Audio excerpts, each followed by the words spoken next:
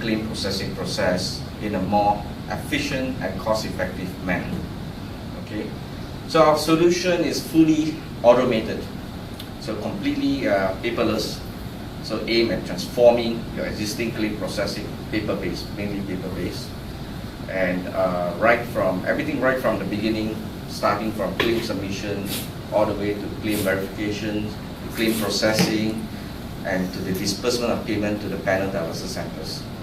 Okay, so I'd like to share, before I go further, I'd like to share with you some of the key facts first, and then I will highlight the common issues faced by the panel dialysis centers. We have done extensively for the past 4 months on the ground, a few interviews, survey together with my team. We have covered about 100 dialysis centers. We have covered as well as a few funding bodies, gathering all their requirements, their pains, the problems that they have, and put together the solutions that we developed over the past 6 months. So we believe at the end of these sessions, you will appreciate what we have put together, systems that will help you to actually, take away all the pains that you have and achieve all your operational KPIs. And not just that, I think we also help you to save a lot on the cost. And I'll explain that in a bit of in detail how it works. So these are some of the key facts that we have actually, it's available on the internet. It has been confirmed with your team as well.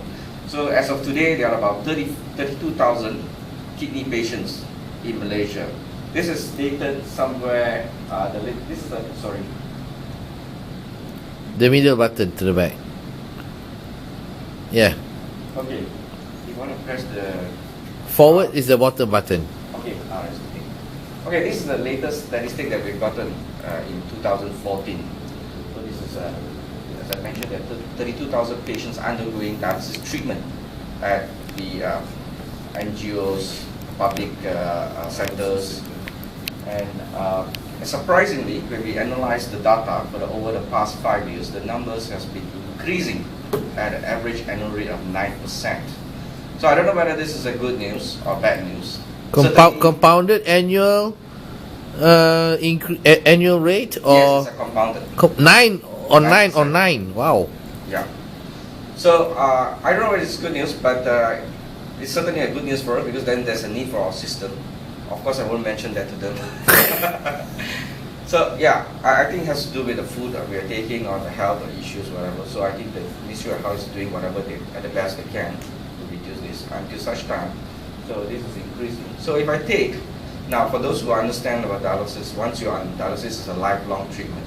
So you have to undergo treatments 3 times per week. So let's take an average a month is about 14 times.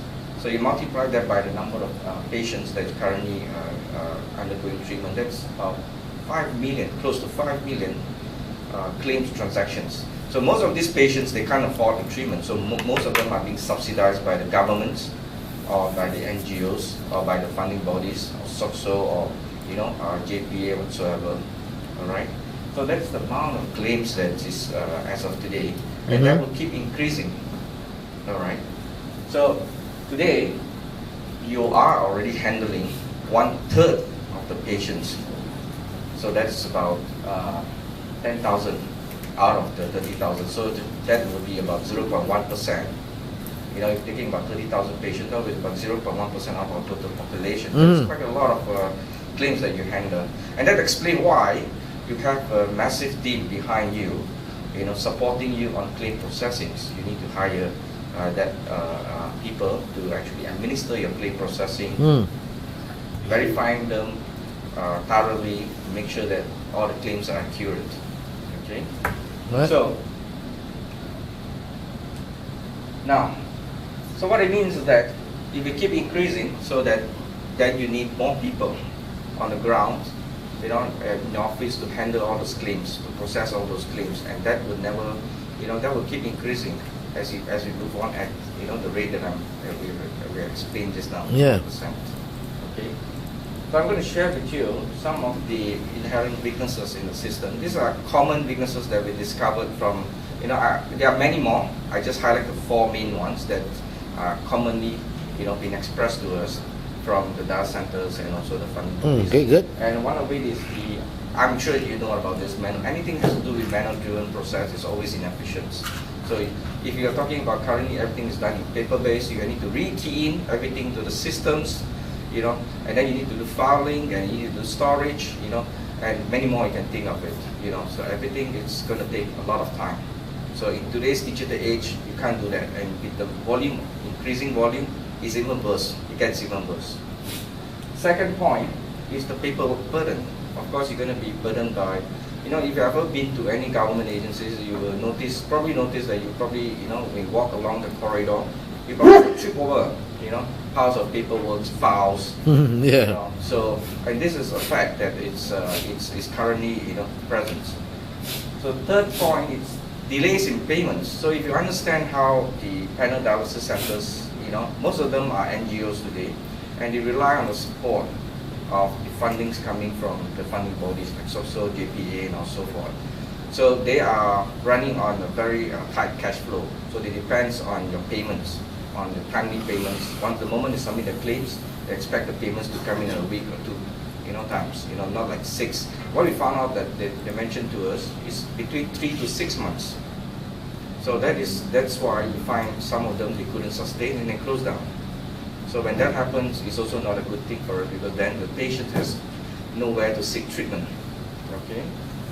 And the last point is very relevant: the claim leakages. Okay. So as everything is done in paper-based, the way how they authorize the claims is whenever a patient comes and seek treatment, they get your thumbprint, they get your signatory to prove that you are present for the treatments. So what Put the microphone nearer to your. Sorry. Okay. So what they found out as well is that some of the claims through their audit assessments, these are the claims are still coming for those patients that have actually passed away. Okay, surprisingly. Okay. Where do they get the thumbprint?